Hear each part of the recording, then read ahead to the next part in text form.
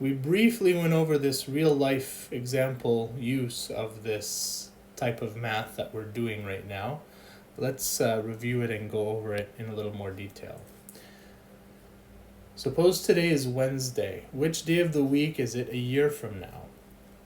Well, one way to do this is to give each day of the week a number 0 through 6.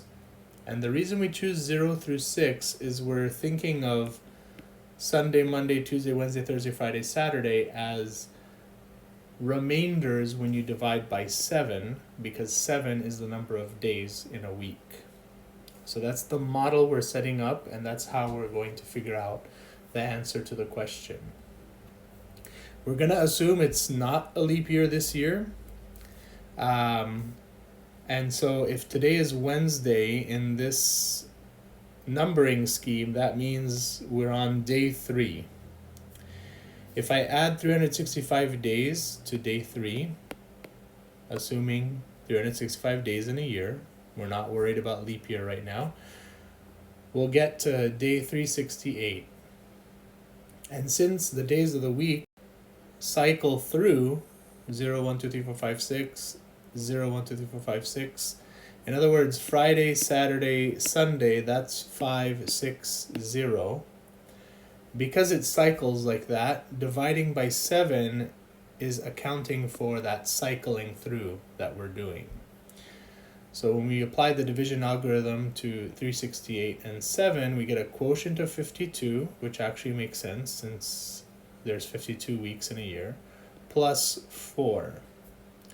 Again, we were modeling this so that the remainder of our division algorithm work would give us the day that we wanted. And it turns out that day 4 of the week is Thursday. Take a moment to pause the video and try this hands-on exercise before continuing.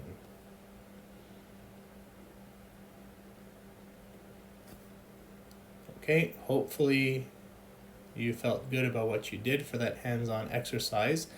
We want to analyze this type of math a little bit more. We want to kind of preview something we're going to need later while we have this example fresh in our minds.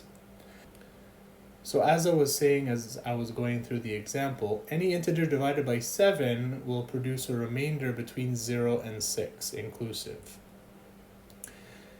I can define a set, a sub I, that's the set of integers x such that the remainder when I divide x by 7 is I. For 0 less than or equal to I less than or equal to 6. In other words, this set A0 here is the set of integers where when I divide them by 7, I get a remainder of 0. A1 is the set of integers where when I divide by 7, I get a remainder of 1. A2 is the set of integers where when I divide by 7, I get a remainder of 2, etc. Okay? One thing to notice is that these sets are what we call pairwise disjoint. It means that each and every single one of them doesn't have anything in common with each other. You pick any random pair of these and see if they have anything in common. They will not. And I'll write some elements of these sets to help convince you of that fact. In fact, let's do that right now before we continue with more terminology. A0 is going to have numbers like, well, it'll have 0, because the remainder when you divide 0 by 7 is definitely 0. When you divide 7 by 7, the remainder is 0.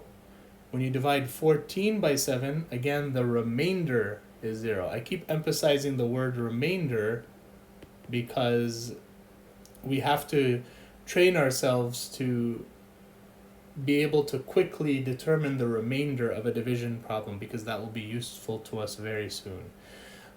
Don't forget that there's negative numbers in these sets too. So negative 7, when I divide it by 7, I get a quotient of negative 1, but again, my remainder is 0. So these are numbers that are in A0. What about A1? What's an example of a number where when I divide it by 7, I get a remainder of 1. Well, you might think one example is 8. Another one is 15. So try to confirm in your head why each of these is belonging to these sets.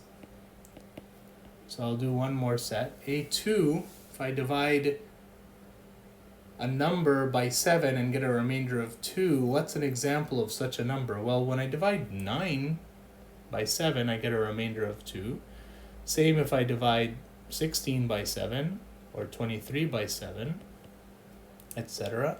If I divide 2 by 7, my quotient is 0, but my remainder is still 2. Nobody ever said anything about, B having to be bigger in size than A.